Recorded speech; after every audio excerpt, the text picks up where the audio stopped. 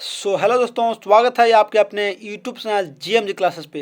दोस्तों आज आप लोग के लिए लेकर आ गए हैं बहुत ही ज़बरदस्त क्लास, बहुत ही important class BSEB 12th final exam 2024 के लिए सब्जेक्ट फिजिक्स का अर्थात भौतिक विज्ञान का लेकर आ गए। यूट्यूब पर पहली बार एनसीईआरटी मॉडल पेपर से प्रश्न लेकर आए हैं, जो वन शॉट के माध्यम से लेकर आए हैं। मतलब कि वन शॉट में इसमें मैं 100 प्लस ऑब्जेक्टिव क्वेश्चन बताऊंगा, जो बहुत ही मतलब कि वरदान साबित होने वाला है। और अंतिम युद्ध के लिए है, मतलब कि अंतिम परीक्षा के लिए, फाइनल परीक्षा के लिए है, अंतिम राउंड के लिए है, मतलब कि सभी के सभी परीक्षा हॉल में सीधा छापने वाला है। तो वीडियो को लास्ट तक जरूर देखिएगा। और जो भी चैनल पर नए होंगे तो चैनल को सब्सक्राइब करके बेल आइकन को प्रेस कर दीजिएगा। देखिए, मैं यूट्यूब पर पहली बार इसलिए बोल रहा हूँ कि एनसीईआरटी मॉडल पेपर अभी आप लोगों के पास उपलब्ध नहीं हुआ होगा, लेकिन टेंशन लेने की बात नहीं है। मैं लेकर आ गया हूँ एनसीईआरटी मॉडल पेपर से वन शॉट, तो आप लोग देखना ना भूलेंगे। और पीछे बताएं क्या बायो का एंड हिंदी का वन शॉट बता दिया गया है। तो अभी तक अगर आप लोग नहीं देखें तो कृपया इस चैनल के वीडियो सेक्शन में जाकर के बायो का एंड हिंदी का वन शॉट देख सकते हैं। अभी फिलहाल चल रहा है फिजिक्स का, उसके बाद आएगा केमिस्ट्री का, उसके बाद हिंदी इंग्लिश का भी ले आएंगे बहुत जल्द। तो चलता हूँ आज का डायरेक्ट क्वेश्चन की ओर। अब और मतलब कि टाइम पास नहीं करिए, क्योंकि अब टाइम का एग्जाम का क्या है, एग्जाम शेड्यूल निकल चुका है, मतलब कब से कब तक है। तो अब और मतलब कि इंतज़ार नहीं बल्कि कोशिश करते रहिए, क्योंकि आप लोगों को तो पता है कि इंतज़ार करने वालों के लिए उतना ही मिलता है जितना कोशिश करने वाले छोड़ जाते हैं। इसलिए आप लोग मेहनत करिए। आगे देखिए, फर्स्ट क्वेश्चन आपका इस प्रकार से आपका स्क्रीन पे दिखाई दे रहा है, जो बहुत ही लाजवाब है। बोल रहा है कि व्हाइट स्टोन ब्रिज से मापा जाता है। व्हाइट स्टोन ब्रिज से क्या मापा जाता है दोस्तों? तो राइट आंसर हो जाएगा ऑप्शन सी, अर्थात क्या उच्च तथा निम्न प्रतिरोध, मतलब हाई एंड लो प्रतिरोध दोनों मापा जाता है क्या व्हाइट स्टोन ब्रिज से। तो करेक्ट आंसर ऑप्शन सी हो गया। आगे चलते हैं अगला क्वेश्चन पे। तो आपका अगला क्वेश्चन इस प्रकार से दिया गया है, जो बहुत ही लाजवाब क्वेश्चन है कि आइंस्टीन को किस कार्य के लिए नोबेल पुरस्कार से क्या प्रदान किया गया था। मतलब कि आइंस्टीन ने कौन सा ऐसा कार्य किए थे जिन्हें उन्हें नोबेल पुरस्कार से पुरस्कृत किया गया था। तो करेक्ट आंसर हो जाएगा दोस्तों ऑप्शन सी हो जाएगा, का प्रकाश से विद्युत प्रभाव के लिए आइंस्टीन को नोबेल पुरस्कार से पुरस्कृत किया गया था। दोस्तों करेक्ट आंसर ऑप्शन सी हो गया। देखिए, डायरेक्ट वन शॉट क्वेश्चन है, जिसमें ऑप्शन देने की जरूरत नहीं है, बल्कि डायरेक्ट क्वेश्चन पढ़िए और डायरेक्ट आंसर ठोक डालिए, क्योंकि वन क्वेश्चन है, वन शॉट है। आगे देखिए तीसरा क्वेश्चन पे, चुंबकीय क्षेत्र के फ्लक्स की एसआई इकाई क्या होता है, मतलब एसआई मात्रक कितना क्या होता है। तो आप लोग का फिर से सूचित कर दूं कि एसआई मात्रक और बीमा मतलब कि यूनिट एंड डायमेंशन से जितना भी रिलेटेड ऑब्जेक्टिव क्वेश्चन है, ये सभी को याद कर लीजिएगा, ताकि यूनिट एंड डायमेंशन से बहुत क्वेश्चन पूछता है 12th में। आगे पूछ रहा तीसरा में कि चुंबकीय क्षेत्र के फ्लक्स का जो एसआई मात्रक पूछ रहा दोस्तों, तो करेक्ट आंसर हो गया ऑप्शन सीधा वेबर होता। क्या होता है? Weber. Correct answer option C हो जाएगा। आगे चलते हैं चौथा क्वेश्चन पे। चौथा में बोला कि विस्थापन धारा का मात्रक, मतलब विस्थापन धारा का एसआई मात्रक क्या होता है। तो 4 का भी राइट आंसर हो जाएगा दोस्तों ऑप्शन ए था, क्या एम्पियर होता। क्या ampere. Correct answer option A हो गया। ये भी पूछने वाली बात नहीं था, बहुत इजी था। आगे देखिए पांचवा में कि इनमें से कौन अनुचुंबकीय पदार्थ है, मतलब कौन है, ठोस है, द्रव्य है, गैस है, या उपयुक्त सभी है। तो कौन है भाई कि अनुचुंबकीय गुण प्रदर्शित करता है। तो राइट आंसर होगा दोस्तों ऑप्शन ए था, का ठोस है जो क्या अनुचुंबकीय गुण प्रदर्शित करता है। राइट आंसर ऑप्शन ए हो गया। आगे चलते हैं, पांचवा हो गया छठा क्वेश्चन पे। छठा बोल के स्वप्रेरकत्व का एसआई मात्रक क्या होता है। तो क्या होता है दोस्तों? तो हेनरी होता है। हेनरी एच से उसको सूचित करते हैं। राइट आंसर ऑप्शन सी हो जाएगा। आगे चलते हैं अगला क्वेश्चन पे। देखिए, अब टेंशन लेने की बात नहीं है, बल्कि टेंशन देने की बात है, क्योंकि अब टाइम मतलब एग्जाम शेड्यूल निकल चुका है, कब से है ना है सो। आगे देखिए, शायद 1 फरवरी से है, जो फर्स्ट में बायोलॉजी है, सेकंड दिन से physics chemistry and Hindi English है। आगे देखिए सातवां पे, बोले वह यंत्र जो यांत्रिक ऊर्जा को विद्युत ऊर्जा में बदलता है उसको क्या कहते हैं। ट्रांसफार्मर कहेंगे, प्रेरण कुंडली कहेंगे, या डायनेमो कहेंगे, या विद्युत मोटर कहेंगे। तो जो यांत्रिक ऊर्जा से विद्युत ऊर्जा में बदलता है ना दोस्तों, उसको क्या बोलते हैं? तो डायनेमो बोलते हैं। करेक्ट आंसर ऑप्शन सी हो जाएगा, डायनेमो।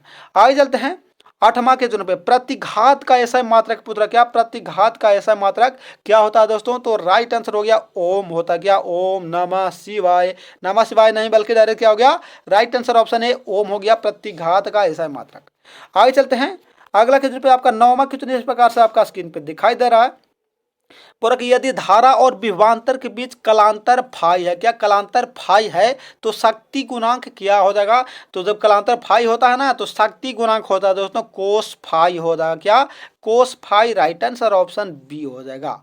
आगे चलते हैं 10वां क्वेश्चन पे 10वां में दोस्तों है कि समतल दर्पण की वक्रता त्रिज्या होती है, क्या होती है? अनंत होता है या शून्य होता है या प्लस में होता है 5 सेंटीमीटर या माइनस में होता है 5 सेंटीमीटर। तो बता दो दोस्तों कि समतल दर्पण का जो वक्रता त्रिज्या होता है ना, समतल दर्पण का, वो होता है प्लस में प्लस 5 सेंटीमीटर होता है। तो करेक्ट आंसर ऑप्शन सी हो जाएगा दोस्तों। आगे चलते हैं 11 पे। 11वां क्वेश्चन क्या दिया गया है, बहुत ही लाजवाब क्वेश्चन है। इसको क्या मार लीजिए, पहले इसको VVI मार लीजिए फॉर एग्जाम 2024। कैसे तो सभी VVI है लेकिन ज़्यादा VVI है। बोला कि विद्युत चुंबकीय तरंग के संचरण का जो दिशा होता है वो किस तरह का होता है दोस्तों? तो राइट आंसर हो गया E/B के समानांतर, E/B वेक्टर के क्या समानांतर होता है, इसलिए जो करेक्ट आंसर था दोस्तों ऑप्शन डी हो जाएगा। आगे चलते हैं 12 पे। 12 में दिया गया है कि एक्स किरणों के गुण वैसे ही हैं जैसे, मतलब कि और किसके समान होता है एक्स किरण का गुण होता है दोस्तों? तो 12 का जो राइट आंसर हो जाएगा वो हो जाएगा ऑप्शन सी, क्या गामा किरणों का और एक्स किरणों का जो गुण होता है दोनों सेम सेम होता है, समझे? मैटरवा इज द चेंज और बतिया इज द सेम। तो राइट आंसर ऑप्शन सी हो गया दोस्तों। आगे चलते हैं अगला क्वेश्चन पे 13 पे। 13 में बोला कि एक अवतल लेंस को पानी में डुबाने पर यह हो जाता है, मतलब क्या अवतल लेंस को पानी में डुबाएंगे तो क्या ऐसा दिखाई देगा, कम अभिसारी होगा या ज़्यादा अभिसारी हो जाएगा, या कम अपसारी होगा या ज़्यादा अपसारी हो जाएगा? तो बता दो दोस्तों कि एक अवतल लेंस को जब पानी में डुबाते ना है तो क्या होता है, तो कम अपसारी दिखाई देता है दोस्तों। तो करेक्ट आंसर ऑप्शन सी हो गया, कम अपसारी, अभिसारी नहीं बल्कि अपसारी हो जाएगा। आगे चलते हैं 14 पे। एक सरल सूक्ष्मदर्शी से बना हुआ प्रतिबिंब होता है, मतलब सरल सूक्ष्मदर्शी से जो बना प्रतिबिंब होता है उसका आकार कैसा होता है या दिखाई कैसे देता है दोस्तों?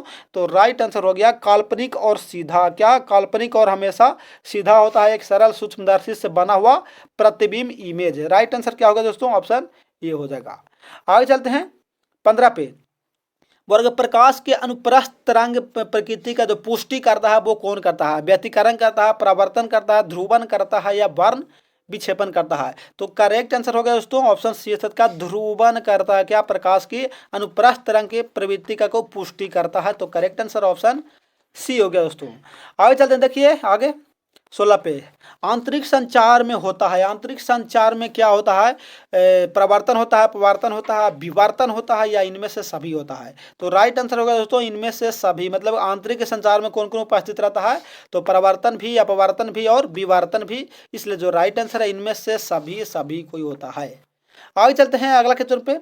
अगला 17 में बोला कि इलेक्ट्रॉन वोल्ट मापता है ईवी। इलेक्ट्रॉन वोल्ट क्या सूचित करते हैं? ईवी से इलेक्ट्रॉन वोल्ट मापता है, किसको मापता है दोस्तों? बता दूं कि इलेक्ट्रॉन वोल्ट ऊर्जा को मापता है दोस्तों। करेक्ट आंसर हो गया ऑप्शन डी हो गया, 17 का राइट आंसर ऑप्शन डी हो गया। आगे चलते हैं अगला क्वेश्चन पे। अगला क्वेश्चन में क्या दिया गया 18 में कि हाइड्रोजन स्पेक्ट्रम की कौन सा श्रेणी दृश्य भाग में पड़ता है? क्या कौन सा श्रेणी है जो दृश्य भाग में पड़ता है? लाइमन श्रेणी है, बामर श्रेणी है, पास्चन श्रेणी है या ब्रैकेट श्रेणी है? तो करेक्ट आंसर होगा दोस्तों कि हाइड्रोजन स्पेक्ट्रम का जो बामर श्रेणी होता है ना वो दृश्य भाग में पड़ता है। कौन? बामर। राइट आंसर का बूमर नहीं बल्कि बामर होगा दोस्तों। Correct answer option B. आगे चलते हैं अगला क्वेश्चन पे। अगला 19 में है कि हाइड्रोजन परमाणु की प्रथम कक्षा में इलेक्ट्रॉन की चाल और प्रकाश की चाल का अनुपात कितना होता है? मतलब हाइड्रोजन के क्या बोला कि परमाणु की प्रथम कक्षा, कौन में? प्रथम कक्षा में इलेक्ट्रॉन का चाल और प्रकाश का चाल का जो अनुपात पूछ रहा दोस्तों वो कितना होता है? तो राइट आंसर हो गया 1:137, मतलब 1:137 होता है। मतलब कि क्या कि प्रकाश के क्या बोल रहा कि इलेक्ट्रॉन का चाल कितना होगा तो 1 हो जाएगा, और वही प्रकाश का चाल बोलेगा तो 137 अर्थात 137 हो गया। तो करेक्ट आंसर ऑप्शन बी होगा दोस्तों। आगे चलते हैं 20 पे। 20 में दिया गया है कि निम्नलिखित में से कौन मूल कण नहीं है? क्या मूल कण नहीं है? और मैं ऐसा क्वेश्चन जितना भी आया है हाईलाइट वाला उसको मैं हाईलाइट कर दिया हूँ क्या, ताकि आप लोग का दिक्कत ना हो। तो कौन है जो मूल कण वाला नहीं होता दोस्तों? तो राइट आंसर हो गया ऑप्शन सी क्या अल्फा कण होता है जो क्या मूल कण वाला नहीं होता है। करेक्ट आंसर ऑप्शन सी में नजर आ रहा है। बाकी इलेक्ट्रॉन होता है, प्रोटॉन होता है एंड इलेक्ट्रॉन होता है, समझे? बाकी अल्फा कण होता है जो मूल कण के अंतर्गत नहीं आता दोस्तों। आगे चलते हैं अगला क्वेश्चन पे 21 पे। 21 में दिया गया बहुत ही लाजवाब, सूर्य की ऊर्जा का कारण क्या है? सूर्य की ऊर्जा, चलिए इसको MI मार लीजिए, मोस्ट इंपोर्टेंट फॉर एग्जाम 2024 के लिए। सूर्य की ऊर्जा का जो कारण होता है दोस्तों, मतलब सूर्य ऊर्जा देता है, क्या ऊर्जा देता है, किसके कारण, कौन सा कारण से देता है दोस्तों? तो राइट आंसर क्या हो गया?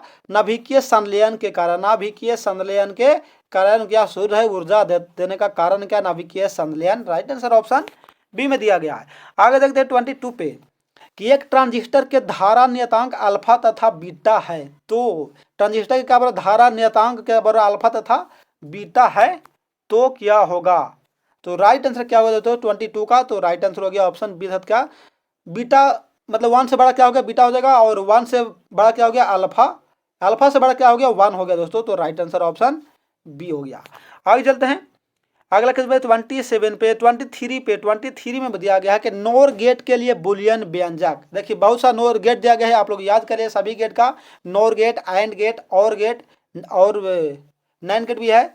तो इसमें पूछ रहा नोर गेट के लिए, तो नोर गेट के लिए जो बुलियन व्यंजक होता है दोस्तों वो क्या होता है? तो right answer a plus B equal to Y होता है। क्या a plus B equal to Y होता है? राइट आंसर ऑप्शन डी, ये नोर गेट के लिए होता है। क्या? नोर गेट के लिए होता है। और बाकी गेट के लिए याद कर लीजिएगा। चलिए आगे चलते 24 पे प्रकाशिक तंतु का सिद्धांत, प्रकाशिक तंतु का जो सिद्धांत है वो किस पे आधारित है? तो राइट आंसर हो गया पूर्ण आंतरिक परिवर्तन पर आधारित है। कौन दोस्तों? तो प्रकाशिक तंतु का सिद्धांत दोस्तों। चलिए आगे चलते 25 पे 25 में दिया गया थोड़ा सा छोटा कर दे रहे हैं, बोल रहा है कि क्या आर दूरी से विलगन, क्या आर दूरी से विलग दो इलेक्ट्रॉनों के बीच लगने वाला बल समानुपाती होता है। कब समानुपाती होगा दोस्तों? तो राइट आंसर हो गया आर के पावर -2 पर। क्या आर के पावर -2 जब रहेगा, जब क्या हो गया कि आर के दूरी के विलगन दो इलेक्ट्रॉन के बीच जो लगने वाला बल होता तब समानुपाती माना जाएगा। राइट आंसर ऑप्शन सी हो गया। आगे चलते 26 पे 26 में देखिए फिर आ गया क्या, बीमा आ गया, डायमेंशन आ गया।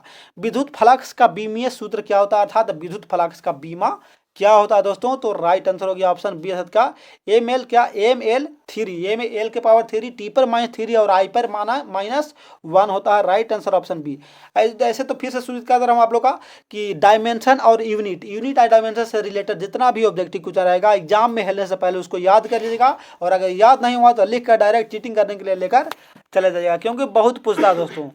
चलिए आगे चलते 27 पे एकांक आवेश को समविभवी सतह पर 1 मीटर ले जाने में किया गया कार्य कितना हो जाएगा? 1 मीटर ले जाने में कार्य कितना होगा दोस्तों? तो 27 का राइट आंसर हो गया ऑप्शन सी का 0 होता, लिया गया कार्य 0 होगा, 0/सन्नाटा होता है दोस्तों।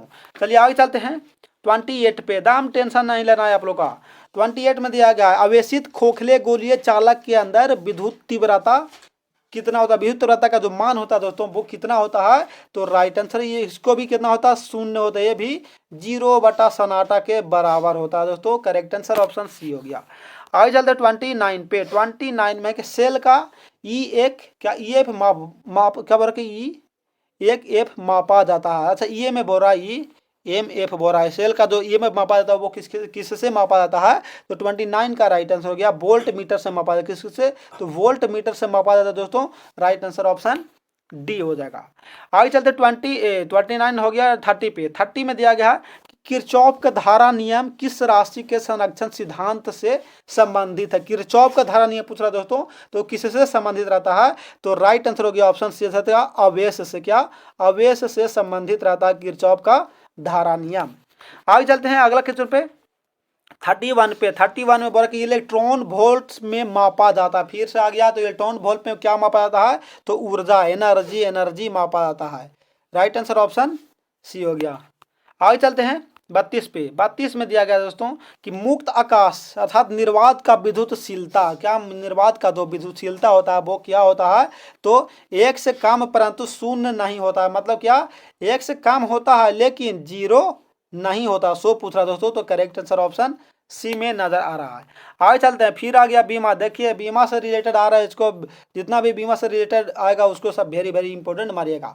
परावैधता का बीमा पूछ रहा, परावैधता का बीमा क्या होगा दोस्तों? तो इसका होता है 1 के पावर 2 T के पावर 4 और M पर -1 L के -3 होता है परावैधता का बीमा। करेक्ट आंसर ऑप्शन ये हो गया। आगे चलते हैं 34 में बोला कि स्वस्थ मनुष्य के शरीर का विद्युत प्रतिरोध कितना होता है? स्वस्थ मनुष्य मतलब जो हेल्थी मनुष्य है उस शरीर का जो विद्युत प्रतिरोध होगा, ऐसा बीमारी बोला जिनको बीमारी है मतलब बीमार व्यक्ति हैं तो उसमें जो विद्युत प्रतिरोध होगा वो ज़्यादा हो जाएगा, लेकिन यहाँ स्वस्थ पूछ रहा है तो स्वस्थ का कितना होता है दोस्तों? तो राइट आंसर हो गया कितना हो गया? इकाई दहाई सगड़ा हज़ार 10,000 मतलब कितना? 50,000 ओम के बराबर होता। क्या? 50,000 ओम के बराबर होता। क्या? उसका विद्युत प्रतिरोध होता स्वस्थ मनुष्य का। आगे चलते हैं 35 में विद्युत परिपथ की शक्ति, क्या विद्युत परिपथ का शक्ति कितना होता है दोस्तों? तो राइट आंसर क्या हो गया? V square by R. ये भी पूछने वाली बात था, वी स्क्वायर बाई आर होता है विद्युत परिपथ का क्या? शक्ति। राइट आंसर ऑप्शन सी हो गया। चलिए आगे चलते हैं, आगे बढ़ते हुए धीरे धीरे कदमों से। एक में एक ओम समतुल्य है, क्या? एक ओम समतुल्य किसके समतुल्य होता है? एक ओम। तो करेक्ट आंसर होगा दोस्तों ऑप्शन ए का 1 volt meter, 1 volt by ampere, 1 volt by ampere के समतुल्य होता है क्या? 1 ओम। तो राइट आंसर ऑप्शन ए में नजर आ रहा है। आगे चलते हैं 36 37 पे। 37 वर्ग एसआई मात्रक में चुंबकशीलता का इकाई, मतलब चुंबकशीलता का एसआई इकाई क्या है? तो 37 का करेक्ट आंसर होगा दोस्तों ऑप्शन सी का henry by metre. Henry by metre होता है क्या? चुंबकशीलता का इकाई होता है दोस्तों। आगे चलते हैं, आगे बढ़ते हुए धीरे धीरे कदमों से।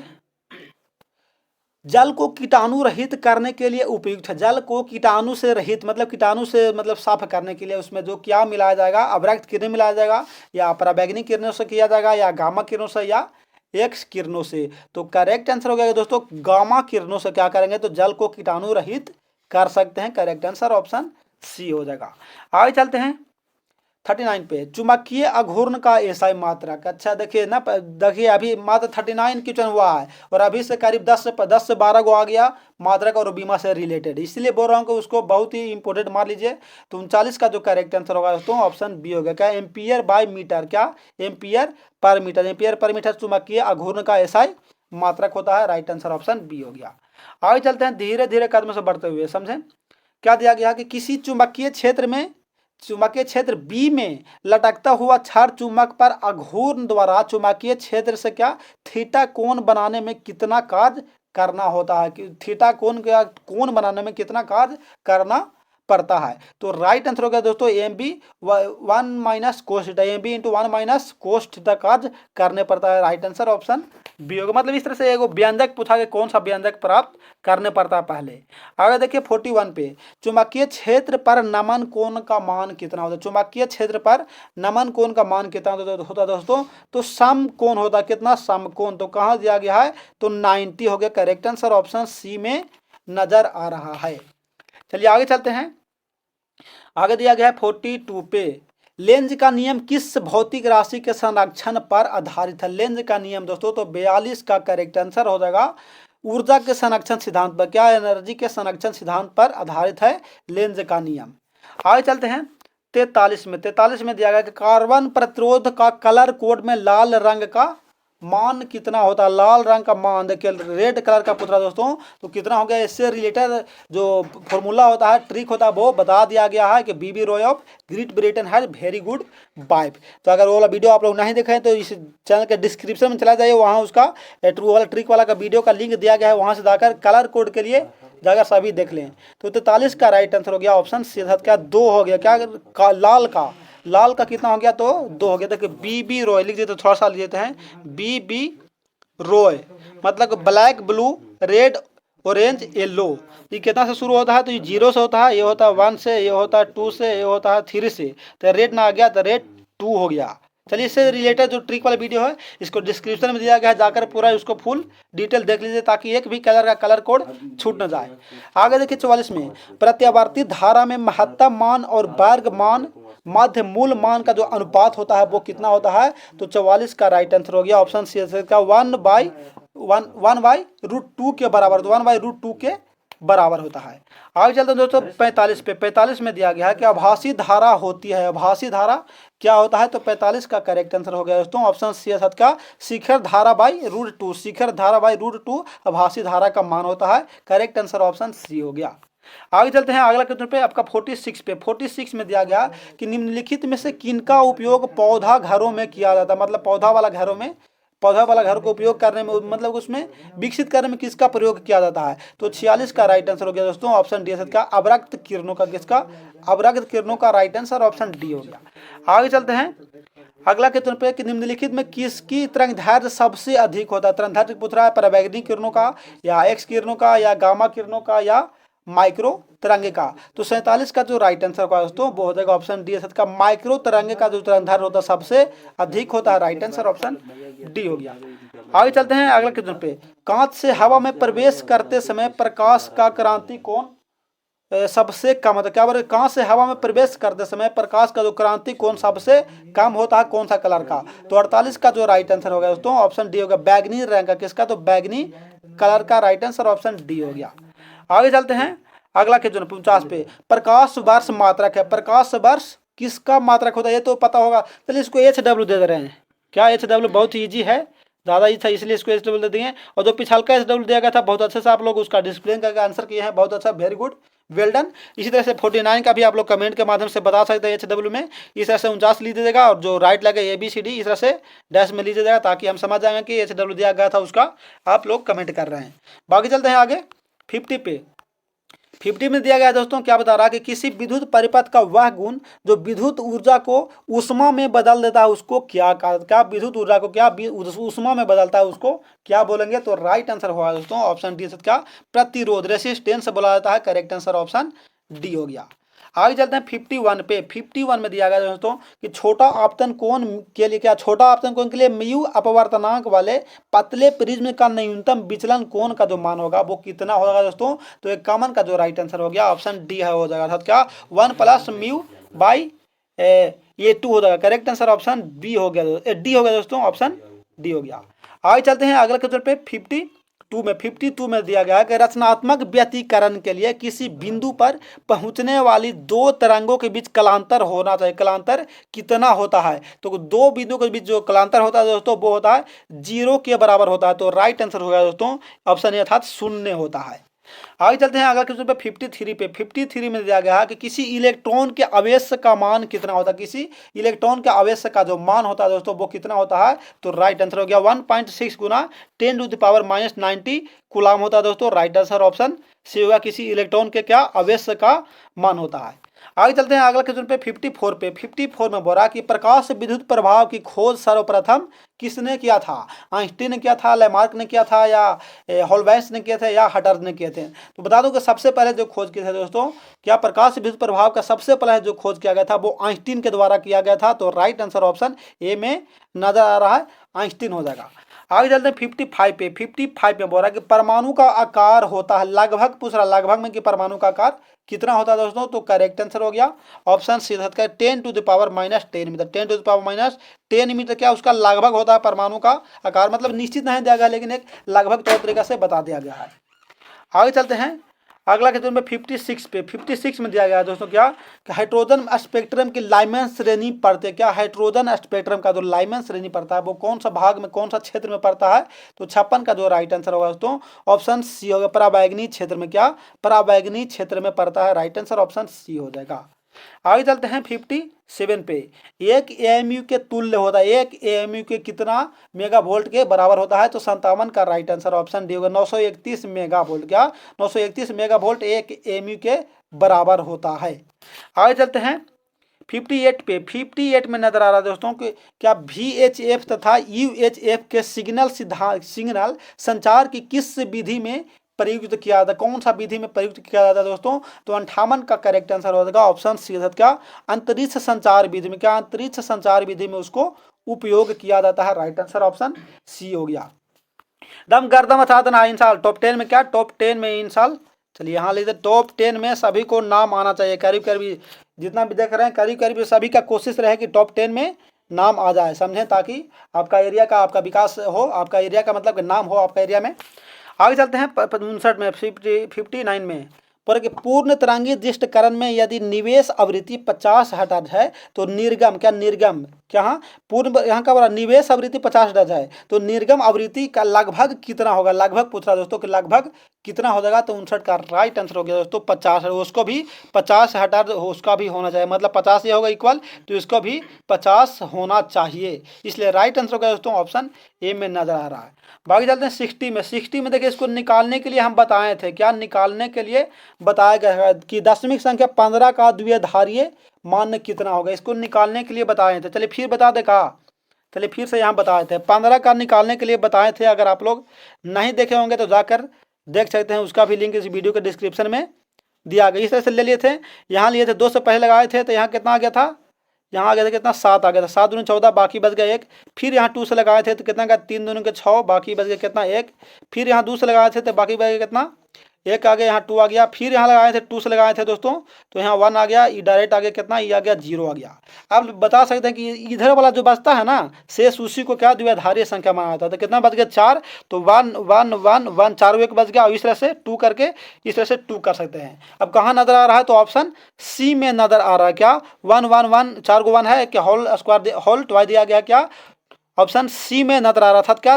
दशमीं संख्या 15 का जो द्विआधारी संख्या हो जाएगा वो कितना हो जाएगा, तो इतना हो जाएगा। इस तरह से निकाल सकते हैं आप लोग, समझे। अब 15 का पूछ दिया, बाकी दे देगा 25 का, 35 का, तो कितना का भी देगा आप लोग निकाल दीजिएगा इस ट्रिक के माध्यम से। बाकी चलते हैं आगे। 60 में दिया गया है कि टीवी प्रसारण के लिए किस आवृत्ति परास का उपयोग किया जाता है। मतलब टीवी को प्रसारण करने के लिए टीवी को कितना से कितना आवृत्ति तक परास होना चाहिए। तो 61 का जो राइट आंसर होगा दोस्तों वो हो जाएगा ऑप्शन सीधा क्या 30 मेगाहर्ट्ज से 300 मेगाहर्ट्ज, क्या 30 मेगाहर्ट्ज से 300 मेगाहर्ट्ज तक उसका आवृत्ति परास का उपयोग कर सकते हैं। करेक्ट आंसर ऑप्शन सी हो गया। आगे चलते हैं और लाइव क्लास बता दूं कि लाइव क्लास बहुत जल्द स्टार्ट होने वाला है, क्योंकि थोड़ा सा तबीयत डाउन था जिसकी वजह से लाइव क्लास नहीं हो पा रहा था, लेकिन अब करीब ठीक हो चुका है। तो अब लाइव क्लास स्टार्ट होगा मात्र 1 से 2 दिन में, कल या परसों से हो जाएगा स्टार्ट होगा। तो उसका शेड्यूल लग जाएगा, यूट्यूब पे देख लीजिएगा या टेलीग्राम पे उसका नोटिफिकेशन चला जाएगा। आगे देखिए 62 में अनुचुंबकीय पदार्थ का प्रवृत्ति क्या होता है। अनुचुंबकीय पदार्थ का प्रवृत्ति बोल रहा क्या होता है दोस्तों, तो स्थिर होता है। राइट आंसर ऑप्शन ये हो गया, उसका क्या होता है प्रवृत्ति स्थिर होता है। आगे चलते हैं 63 पे। 63 में बोल रहा है कि आवेश के पृष्ठ घनत्व का मात्रक होता है। आवेश के पृष्ठ घनत्व का जो मात्रक होता है वो कितना होता है दोस्तों, तो 63 का करेक्ट आंसर ऑप्शन ए हो गया क्या कूलाम पर मीटर, क्या कूलाम पर मीटर होता है। राइट आंसर ऑप्शन ए हो गया। आगे चलते हैं 64 में एन अपवर्तनांक तथा ए प्रिज्म कोण वाले पतले प्रिज्म का न्यूनतम विचलन कोण का जो मान होता है वो कितना होता है दोस्तों, तो राइट आंसर हो गया ऑप्शन बी होता है। का n-1 इंटू ए, क्या n-1 इंटू के ए होता है दोस्तों, इसलिए ऑप्शन बी इसको याद कर लीजिएगा। देखिए कोई ऐसा क्वेश्चन होता है जो याद नहीं होता, क्या याद नहीं होता, डायरेक्ट उसका ऑप्शन ही याद होता है, समझे कि ऑप्शन बी में दिया गया था। आगे देखिए 65 में जितने समय में किसी रेडियो एक्टिव पदार्थ की राशि अपने प्रारंभिक परिणाम से आधी हो जाती है उसे क्या कहते हैं। मतलब इस तरह से एक डिफिनेशन दिया गया है और उस किसका डिफिनेशन दिया गया है वो पूछ रहा है। तो राइट आंसर हो गया अर्ध आयु का दिया गया है दोस्तों। करेक्ट आंसर ऑप्शन बी हो जाएगा। आगे चलते हैं 66 पे कि निम्नलिखित में किसका अपवर्तनांक सबसे अधिक होता है। अपवर्तनांक पूछ रहा है सबसे अधिक किसका होता है दोस्तों, तो आप लोग को पता होना चाहिए कि किसका होता है सबसे पहले हीरा का। राइट आंसर ऑप्शन डी हो गया। आगे चलते हैं और कितना होता है हीरा का जो अपवर्तनांक होता है वो कितना होता है, तो 2.42 होता है। 2.42 होता है दोस्तों हीरा का अपवर्तनांक होता है। आगे चलते हैं 67 पे। 67 में नजर आ रहा है दोस्तों क्या कि जब प्रकाश की एक किरण ग्लास स्लैब में प्रवेश करता है तो इसका तरंगदैर्घ्य क्या होता है। तो इसका तरंगदैर्घ्य क्या होता है दोस्तों, तो राइट आंसर हो गया इसका तरंगदैर्घ्य जो होता है वो घटता चला जाता है। करेक्ट आंसर ऑप्शन बी हो गया। आगे चलते हैं 68 पे। 68 में दिया गया दोस्तों कि यदि समान फोकस दूरी f के दो अभिसारी लेंस एक दूसरे के संपर्क में रखे गए हैं, क्या अभिसारी लेंस पूछ रहा है कि एक दूसरे के संपर्क में रखे गए हैं, तब संयोग किया गया, मतलब दोनों जो मिलाकर जो बना फोकस दूरी वो कितना हो जाएगा। तो करेक्ट आंसर होगा दोस्तों f/2 होगा। क्या f/2 हो जाएगा। करेक्ट आंसर ऑप्शन सी में नजर आ रहा है। देखिए बहुत कम समय में हम लोग 100 क्वेश्चन कर पाएंगे। अन्य यूट्यूब चैनल से बहुत कम समय में मतलब इस पे बताया जाता है, मतलब पैसा कम माल ज़्यादा, मतलब कि टाइम कम और क्वेश्चन ज़्यादा। देखिए ना अभी मात्र कितना मिनट हो रहा है और 69 में पहुंच चुके हैं। अदर यूट्यूब चैनल वाला रहता था मात्र 1 घंटा में बताया था 10 को 15 को क्वेश्चन 15-20 को। आप लोग कंपेयर करके देख सकते हैं। 69 में बोला कि ब्रूस्टर का नियम है। ब्रूस्टर का नियम किसको, मतलब चारों ऑप्शनों में से किसको हम लोग ब्रूस्टर के नियम से जानेंगे। तो करेक्ट आंसर होगा दोस्तों μ = 10 IP। μ = क्या 10 IP को ब्रूस्टर के नियम कहा जाता है। तो करेक्ट आंसर ऑप्शन सी हो गया दोस्तों। आगे चलते हैं अगला क्वेश्चन पे 70 पे। 70 में क्या गया दोस्तों कि निम्नलिखित में से किस तरंग की तरंगदैर्घ्य न्यूनतम होता है। सबसे न्यूनतम होता है तरंगदैर्घ्य जो किसका होता है, तो 70 का जो करेक्ट आंसर होगा दोस्तों वो हो जाएगा ऑप्शन सी का गामा किरणों का जो तरंगदैर्घ्य होता है सबसे क्या न्यूनतम माना जाता है। राइट आंसर ऑप्शन सी हो गया। आगे चलते हैं अगला क्वेश्चन है 71 में। 71 में बोला दोस्तों कि समतल दर्पण का वक्रता त्रिज्या होता है। समतल दर्पण का जो वक्रता त्रिज्या होता है वो क्या होता है? तो अनंत होता है दोस्तों। राइट आंसर ऑप्शन ए हो गया। आगे चलते हैं आपका अगला क्वेश्चन पे। अगला दिया गया 72 में, बता रहा दोस्तों कि एक उत्तल लेंस के उपरार्ध को काले रंग से रंग दिया जाता है। मतलब ऊपर वाला भाग को क्या काला रंग से रंग दिया जाता है उत्तल लेंस का। उसके द्वारा बनने वाला जो प्रतिबिंब होगा वो क्या हो गया? उसका द्वारा जो बनेगा प्रतिबिंब वो क्या हो गया दोस्तों? तो उसका भी तीव्रता कम हो जाएगा। क्या उसका तीव्रता कम होगी? राइट आंसर ऑप्शन सी हो गया। आगे चलते हैं अगला क्वेश्चन पे 73 में बोला कि प्रकाश के परावर्तन के नियम कितना होता है? ये भी पूछने वाली बात है। चलिए इसमें डबल HW दे दिया गया है और डबल दोनों का आप लोग कमेंट के माध्यम से बताइएगा। दो गो HW है, दोनों का आप लोग कमेंट के माध्यम से बताइएगा। इसमें बोला प्रकाश के परावर्तन के कितने नियम होते हैं? ये भी पूछने वाली बात है। तो बता दूं नियम, आपतन कोण बराबर परावर्तन कोण, आपतित किरण परावर्तित किरण तथा विलंब तीनों एक ही बिंदु पर बनते हैं। आप कमेंट में कोई दिक्कत नहीं होना चाहिए। चलिए आगे चलते हैं 74 में है कि विद्युतीय परिपथ के किसी बिंदु पर सभी धाराओं का बीजगणितीय योग क्या होता है? बीजगणितीय योग क्या होता है दोस्तों? तो बता दूं कि बीजगणितीय योग 0 सन्नाटा होता है, मतलब शून्य होता है। तो राइट आंसर ऑप्शन सी हो गया। आगे चलते हैं अगला क्वेश्चन पे। अगला है 75 में कि किलोवाट घंटा मात्रक है। किलोवाट KWH नहीं बोलते हैं, KWH किसका मात्रक है? तो ये भी पूछने वाली बात है नहीं ना। तो क्या हो गया? ऊर्जा का एनर्जी का। समझे? राइट आंसर ऑप्शन ए हो गया। आगे चलते हैं 76 में विद्युत परिपथ की शक्ति होती है क्या? विद्युत परिपथ का शक्ति क्या होता है? तो V²/R होता है। V²/R correct answer option C हो गया। ये भी पूछने वाली बात नहीं था बल्कि याद करने वाली बात थी। आगे चलते हैं 77 में बोला कि लेंज का नियम संबंधित है। लेंज का नियम किससे संबंधित है? तो जाहिर सी बात है कि ऊर्जा से संबंधित होगा। क्या? राइट आंसर ऑप्शन सी हो गया, एनर्जी से, ऊर्जा से। आगे चलते हैं 78 पे। 78 में बोला दोस्तों क्या कि चल कुंडली धारा मापी की सुग्राहिता बढ़ाई जा सकती है। किसको घटाकर या किसको बढ़ाकर या क्या करके किया जाएगा सो हमको नहीं पता है। तो करेक्ट आंसर हो गया दोस्तों ऑप्शन सी का कुंडली का क्षेत्र बढ़ाकर। क्या बोल के चल कुंडली धारा मापी की सुग्राहिता बढ़ाई जा सकता है कुंडली का क्षेत्रफल को बढ़ाकर, क्षेत्रफल को इंक्रीज करके। तो करेक्ट आंसर ऑप्शन सी हो गया। आगे चलते हैं 79 में बोला दोस्तों कि किसी कुंडली के स्वप्रेरकत्व का माप होता है। क्या? कितना होता है उसका माप होता है? तो 79 का करेक्ट आंसर हो गया ऑप्शन ए का विद्युतीय घनत्व का। क्या बोल रहा है कि किसी कुंडली के स्वप्रेरकत्व का माप विद्युतीय घनत्व का होता है दोस्तों। तो करेक्ट आंसर ऑप्शन ए में नजर आ रहा है।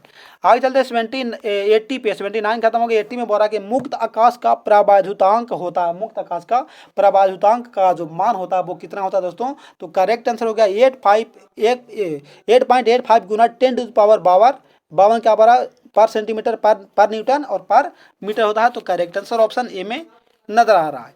आगे चलते हैं 81 पे। 81 में बोला दोस्तों कि प्रकाश संश्लेषण के माध्यम से अपना भोजन कौन बनाता है? ये भी पूछने वाली बात है। तो करेक्ट आंसर क्या हो गया? ऑप्शन सी डायरेक्ट ठोक दीजिए। कौन? पौधा बनाता है प्रकाश संश्लेषण के माध्यम से क्या अपना भोजन बनाते हैं। आगे दिया गया था क्या? मनुष्य। तो मनुष्य बनाता है, ये तो नहीं होगा। जानवर भी नहीं होगा और खरगोश भी नहीं होगा। भाई इतना इजी देता है, बात पता नहीं चलता है। आगे चलते हैं 82 पे। 82 में बोला दोस्तों कि एक कूलम आवेश मतलब कि 1 ESU के बराबर होता है। 1 ESU के बराबर कितने के बराबर होता है? तो 82 का जो करेक्ट आंसर हो गया दोस्तों वो हो गया ऑप्शन ए का 3 गुना 10⁻9। क्या? 3 गुना 10⁻9 ESU के बराबर होता है। आगे चलते हैं 83 पे। 83 में बोला दोस्तों क्या बोला? देखिए बोल रहा कि यदि शीशे के एक पट्टी को वायु संधारित्र की प्लेटों के बीच खिसकाया जाता है तो इसका जो धारिता है वो क्या हो जाएगा? बढ़ जाएगा, घट जाएगा, या स्थिर रहेगा, या शून्य हो जाएगा? तो 83 का करेक्ट आंसर क्या होगा? बढ़ जाता है। क्या? कि यदि शीशे के एक पट्टी को क्या वायु के संधारित्र के प्लेटों के बीच क्या बोल रहा है कि खिसकाया जाता है ना, तो इसका जो धारिता होता है वो क्या होता है? तो इंक्रीज कर जाता है अर्थात बढ़ जाता है। आगे चलते हैं 84 पे। 84 में बोल रहा है कि 3 संधारित्र जिसमें प्रत्येक की धारिता C है और श्रेणी क्रम में जुड़ा गया है तो तुल्य धारिता क्या होगी? ये भी पूछने वाली बात है। श्रेणी क्रम और समांतर क्रम तो आप लोग पहले ही खत्म कर चुके होंगे। तो क्या होगा राइट आंसर दोस्तों? C/3 हो गया। श्रेणी क्रम में पूछ रहा है ना 3 गो धारिता, तो C/3 होगा। करेक्ट आंसर क्या? ऑप्शन सी हो गया। आगे चलते हैं 85 पे। 85 में दिया गया है कि चुंबकशीलता का बीमा। देखिए फिर आ गया यूनिट एंड डायमेंशन से। यहाँ डायमेंशन पूछ रहा है, चुंबकशीलता का बीमा पूछ रहा है दोस्तों। तो करेक्ट आंसर क्या हो गया?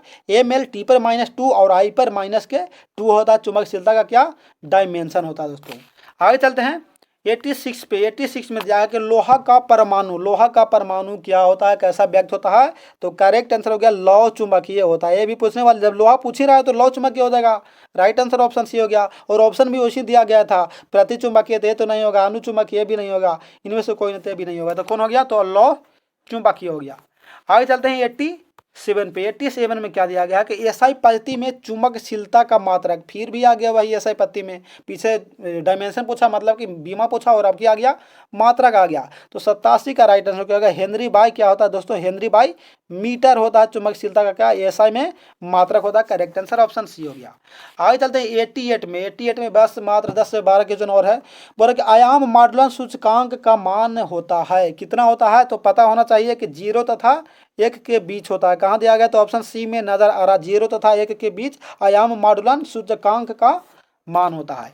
आगे चलते हैं 89 पे। 89 में क्या बोला दोस्तों कि एनपीएन ट्रांजिस्टर, अच्छा एनपीएन ट्रांजिस्टर और पीएनपी ट्रांजिस्टर आप लोग पढ़े होंगे।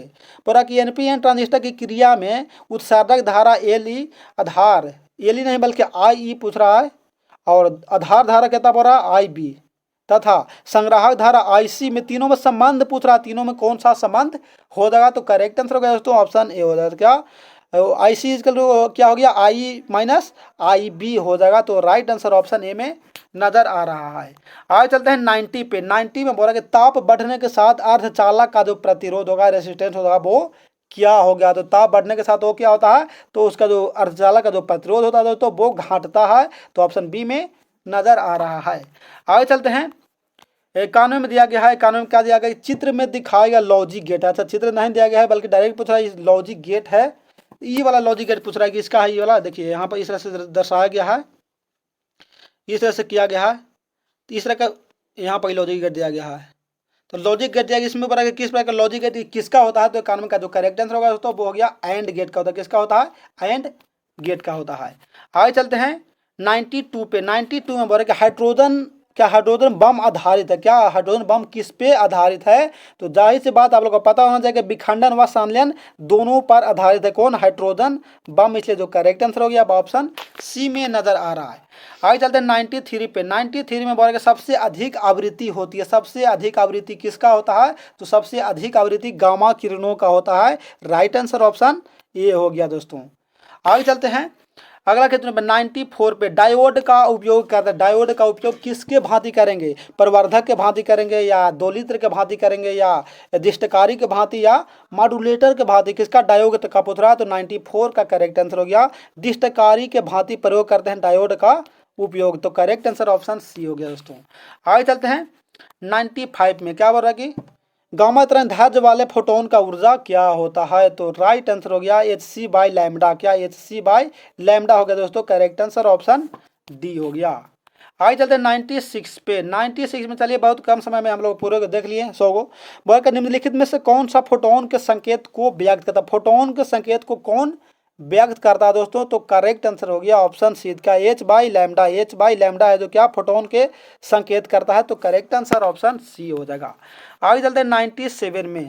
मतलब प्रकाशीय संचरण में प्रकाश स्रोत के रूप में प्रयुक्त होता है, मतलब क्या प्रकाशीय संचरण में तो प्रकाश स्रोत के रूप में उसका जो प्रयोग किया जाता है वो किसका क्या आता है, या जेनर डायोड का करेंगे या लेजर डायोड का या फोटो डायोड का या फोटो वोल्टीय सेल का। तो बता दूं कि प्रकाशीय संचरण में जो प्रकाश स्रोत के रूप में जो प्रयुक्त किया जाता है दोस्तों वो किया जाता है फोटो डायोड का किया जाता है। तो करेक्ट आंसर ऑप्शन सी हो जाएगा। आगे चलते हैं 98 में। 98 में क्या बोला दोस्तों कि समान स्थिति में 2 इलेक्ट्रॉन तथा 2 प्रोटॉन, क्या 2 गो इलेक्ट्रॉन है तथा 2 गो क्या है 2 गो प्रोटॉन, इसके बीच में जो बोल रहा है कि लगने वाला बल का जो अनुपात होगा वो कितना होगा। तो राइट आंसर हो गया दोस्तों ऑप्शन, अनुपात पूछ रहा ना तो 1:1 होगा, क्या 1:1 मतलब 2 गो इलेक्ट्रॉन के बीच 1 और 2 गो प्रोटॉन के बीच भी 1। तो करेक्ट आंसर ऑप्शन डी हो गया। आगे चलते हैं 99 पे। 99 में क्या बोल रहा है कि समान धारिता के n संधारित्र को पहले समानांतर क्रम में, क्या मतलब समान धारिता क्या माना कि n है, n को पहले क्या बोला समानांतर क्रम में तथा फिर श्रेणी क्रम में जोड़ा जाता है। तो दोनों अवस्थाओं में तुल्य धारिता का जो अनुपात हो गया वो कितना हो गया। तो राइट आंसर क्या होगा दोस्तों, पहले क्या समानांतर क्रम में जोड़ेगा तो n स्क्वायर हो जाएगा और श्रेणी क्रम में जोड़ेगा तो खाली n हो गया। तो राइट आंसर n स्क्वायर अनुपात 1 हो गया। करेक्ट आंसर ऑप्शन बी में नजर आ रहा है। बाकी चलते हैं 100 में 100 क्वेश्चन में, और आज का लास्ट क्वेश्चन था क्योंकि वन शॉट में मात्र 100 क्वेश्चन ही लेकर आए थे। 100 में पूछ रहा है कि चुंबकीय आघूर्ण एम वेक्टर के दिशा होते हैं, मतलब चुंबकीय आघूर्ण बोला क्या, एम वेक्टर का जो दिशा होता है वो किस तरह का होता है। तो करेक्ट आंसर हो गया ऑप्शन सी का दक्षिणी ध्रुव से उत्तरी ध्रुव की ओर होता है। करेक्ट आंसर ऑप्शन सी हो गया। बस लास्ट कर गया। बाकी चलते हैं आगे। बाकी तो मात्र समाप्त हो गया। और पीडीएफ के लिए आप लोग बता दूं कि क्या पीडीएफ के लिए आप लोग को बता दूं, या कोई भी समस्या होगा, कोई भी प्रॉब्लम होगा, या वायरल क्वेश्चन लेने के लिए टेलीग्राम पर आप लोग ज्वाइन जरूर कर पाएंगे। तो टेलीग्राम का लिंक इस वीडियो के डिस्क्रिप्शन में दिया गया है। टेलीग्राम गुरु मस्ती GNMT चैनल के नाम से है।